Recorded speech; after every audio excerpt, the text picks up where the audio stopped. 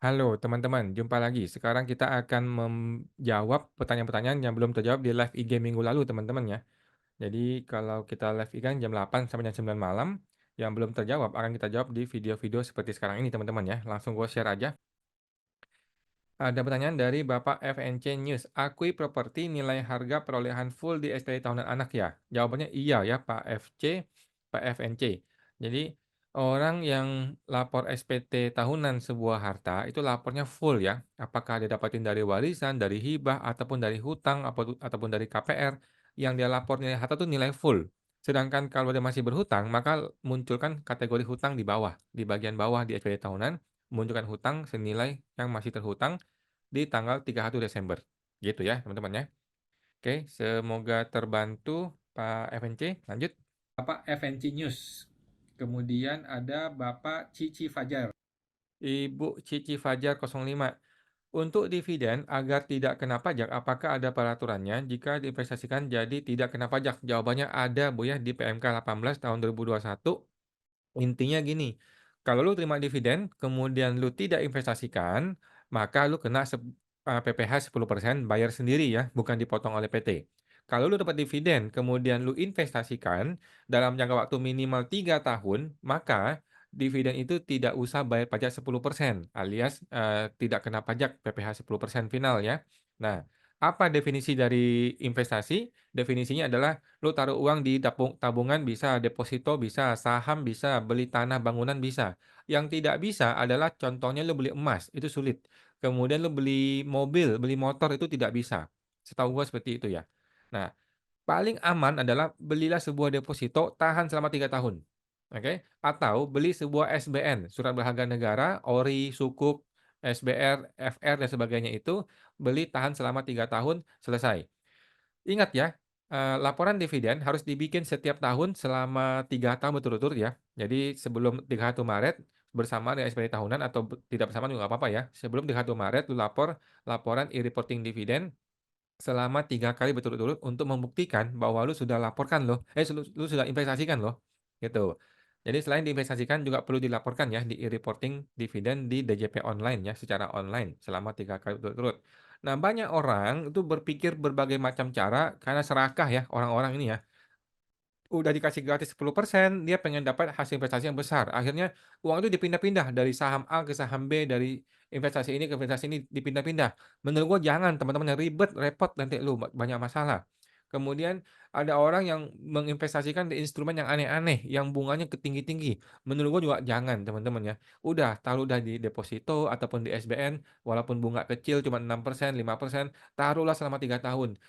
Kan kita sudah dapat 10% kan, sudah dapat.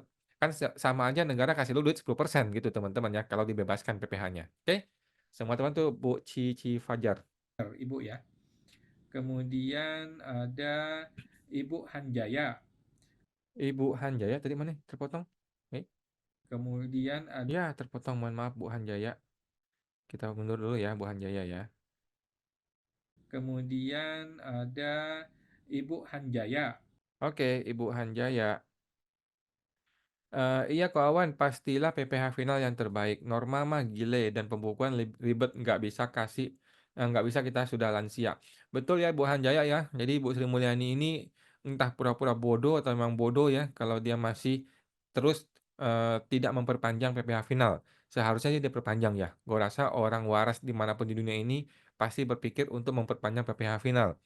Jadi hal yang sudah dibikin mudah, jangan diubah ya, kemudahannya dilanjutin. Tetapi kalau lu merasa pajaknya kurang, pajaknya yang diubah, tarifnya yang diubah, jangan kemudahannya dihilangkan ya. Bu Sri Mulyani, ayo dong. Thank you Bu Hanjaya. Kemudian ada Bapak Nurul Laudina. Ibu ya, Pak, kalau invoice 12 Agustus, apakah faktur pajak boleh tanggal 15 Agustus atau sesuai dengan tanggal invoice? Ya, menurut gua Bu ya, kita ikutilah aturan. Di aturan itu invoice harus terbit antara 2 tanggal ya. Tanggal barang dikirim penyerahan atau tanggal uang diterima, antara 2 ini ya. Barang dikirim atau uang diterima, antara 2 itu. Tetapi tentu saja ketika lu buka invoice, maka otomatis invoice itu menjadi boleh dibilang uang diterima ya atau sudah di-accrue kan. Jadi lebih baik Bu, menurut gua Bu, samakan semua tanggalnya. Tanggal invoice sama tanggal faktur pajak itu harus sama. Nah, tanggal barang dikirim boleh belakangan ya, tanggal uang diterima belakangan juga, tetapi kalau bisa sama nih invoice dengan faktur pajak supaya nggak ribet. Kalau dibedain begini, nanti takutnya kena periksa pajak, dianggap faktur pajak terlambat dibuka. Kalau faktur pajak terlambat dibuka jadi masalah, gitu Bu, kena kena denda 1%. Jadi lebih baik samain aja deh. Kalau faktur pajaknya nggak bisa dimundurin ke tanggal 12, maka invoice-nya yang dimundurin ke tanggal dimajuin ke tanggal 15, gitu. Jadi samain aja kalau bisa. Semua teman tuh Pak Bu Nurul. Pak Ibu Nurul Audina.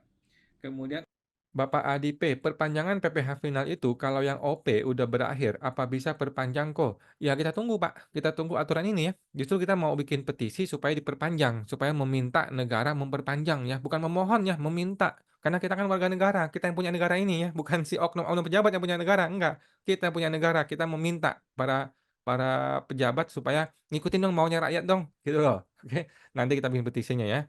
Jadi kalau memang diperpanjang, ya diperpanjang, beres ya. Kan gampang, tinggal ubah aja PP 55 beres ya. Semua dibantu Pak ada Adi. Bapak Adi P.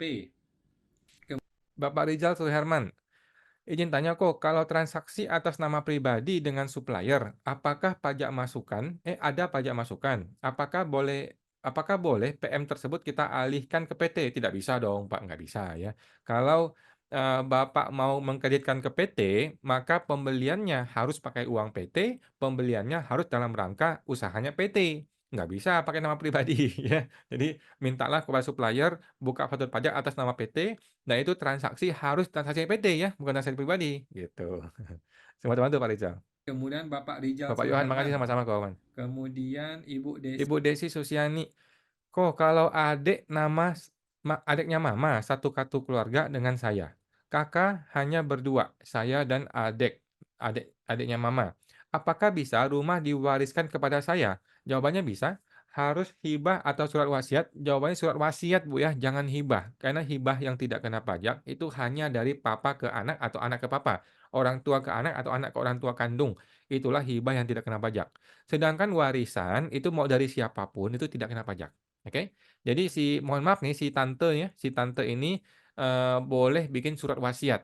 Oke, surat wasiat dinotariskan ya, dinotariskan bahwa jika saya meninggal maka rumah ini buat si keponakan yang ini. Gitu.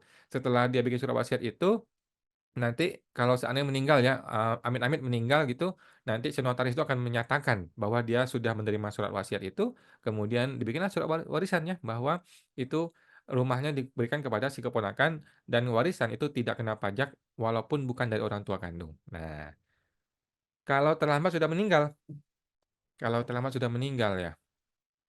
Wah, kalau sudah meninggal ya. Kalau sudah meninggal ada 2 cara. Cara pertama adalah cari wasiatnya. Sampai ketemu ya. Kalau wasiatnya ketemu, menyatakan rumah ini buat si keponakan, beres ya. Kalau nggak ketemu surat wasiat, maka berlaku hukum negara ya. Dalam hukum negara ya ya tinggal diatur ya Pak nanti ke pengacara ya. Coba diatur deh Bu ke pengacara bagaimana caranya. Ya kan selama ini kan Ibu sudah tinggal di sana, sudah menguasai rumah tersebut, ya bisa diaturlah di pengacara ya. Ya kan surat wasiat tinggal dibikin. Mohon maaf nih Bu Desi ya, silakan diproses Bu Desi. Semua teman tuh Bu Desi. Desi Susiani. Kemudian Bapak Bapak Onogun, Ono Gun. kok mau tanya apakah boleh jadi direktur di 2 CV dengan bidang usaha yang sama? Jawabannya boleh, mau di 2, di 10 CV, 20 CV, suka-suka lu. Yang penting pajak dibayar. Satu CV-nya dia dengan kakak, satu CV-nya dengan orang tua si istri. Buat CV lagi biar tidak PKP. Jawabannya nggak masalah, Pak. Lu mau punya banyak PT itu tidak masalah. Yang masalah adalah proses bisnisnya tidak boleh digabung, ya. Pembelian suppliernya jangan digabung, masing-masing belanja barang. Penjualannya jangan digabung, masing-masing punya jualan. Tokonya boleh sih satu toko, tapi itu masih pecah. Yang mana barangnya CV A, mana barang CV J, CV B itu harus dipisah dengan benar secara fisik, bukan cuman di otak lu aja ya teman-teman ya, betul-betul dipisah. Dengan begitu lu memisahkan dari hulu ke hilir. Kalau lu misalnya dari hulu ke hilir ya udah beres, nggak ada masalah ya. Nah, dalam prakteknya banyak orang itu menggampangkan ya, banyak orang menggampangkan, menganggap remeh sehingga stoknya digabung, rekeningnya digabung, kemudian pembelian digabung, penjualan digabung. Ketika diperiksa pajak, orang pajak kan tanya, mana barang CVA, mana barang CVB. Kalau lu nggak bisa jawab, digabung sama dia jadi masalah gitu ya. Jadi harus dipisahkan dari hulu ke hilir. Kalau bisa begitu is okay, nggak ada masalah. Semua teman tuh Pak Onogun. Oke. Kemudian Bapak Aloysius Sirwan Gonzaga, tanyaku, 5 tahun lapor SPT WPOP pakai S, tapi seharusnya yang polos. Gimana solusinya kok? Solusinya saya mau tanya dulu nih, kenapa Bapak tidak mau kenapa Bapak beranggapan bahwa ini harus yang polos? Saya rasa nggak ada masalah sih kalau S itu ya. Nah, sekarang kalaupun memang terpaksa harus ganti formulir, gampang Bapak ganti aja, pembetulannya. Bapak bikin SPT pembetulan, Bapak tarik e-form-nya, tetapi kali ini formulir yang 1770 yang polos, oke. Tarik yang 2023 aja deh, Pak, nggak usah jauh-jauh ya. 2023 aja, laporin yang benar, sesuai dengan formulir yang benar gitu ya. By the way, nanti Cortex sudah tidak ada ya. Di Cortex itu S dan SS sudah dihilangkan, hanya single, hanya ada satu formulir untuk SPT-OP di Cortex nanti ya, mulai 2025. Gua rasa mungkin keburu deh dilapor untuk 2024 ya. Kita tunggu tim Cortex-nya. Oke. Semoga dibantu Pak Aloy. Aloysius Sirwanggozaga. Ada Ibu Tia Fitri, apakah MPWP organisasi olahraga sama dengan kewajiban MPWP perusahaan? Gua rasa sama, Bu ya. Gua rasa sama aja. Sekarang organisasi ini apakah dia itu profit atau non profit? Kalau dia non profit, maka dia seperti yayasan, artinya PPH tidak kena pajak, penghasilan bersihnya tidak kena pajak, ya. Tetapi kalau dia bersifat profit oriented, maka dia seperti PT biasa, seperti CV biasa gitu ya. Nah, selamat bantu Pak Ibu Tria Fitrianti, Ibu Tia Fitrianti. Ibu Nurul. Kemudian ada Bapak Fab sedang magang. Pak, tadi saya ketinggalan. Diperpanjangnya itu teknisnya gimana ya? Hanya periode atau ada syarat baru ya Pak, PPh final 0,5%-nya? Jawabannya belum, Pak ya, belum diperpanjang. Tapi kita berharap diperpanjang dan pihak DPR dan Sri Mulyani sudah mulai sounding. Mereka pengen tahu nih, rakyat tuh maunya apa sih? Lo warga negara maunya apa sih? Nah, makanya kita bikin petisi ya. Kalau petisi ini rame, ayo dong kita rame-rame ikut gitu kan. Semua teman tuh Pak Fab sedang magang. Bapak Fab sedang magang. Oke, kita tampung dulu ya Bapak teman-teman ya. Weman Rijal. Oke teman-teman ya. Oke, teman-teman ya, sudah selesai kalau nggak salah. Oke, teman-teman ya, sudah selesai. Jadi kalau kita ada live Instagram, kalau belum terjawab, kita jawab di video seperti ini ya. Kita live Instagram setiap hari Senin jam 8 malam di Instagramnya Pajak Smart. Dan teman-teman yang belum tahu, kita ada seminar teman-teman ya, live langsung ke lokasi teman-teman semua di kota Anda. Di bulan September, kita ada seminar di Yogyakarta. Teman-teman ya, di Yogyakarta. Silakan kalau mau hadir, masuklah ke website www.seminarpajaksmart.com ya. www.seminarpajaksmart.com buat teman-teman yang mau bergabung ke seminar kita di September ini, kita ke Yogyakarta tanggal 21 bulan September di hari Sabtu.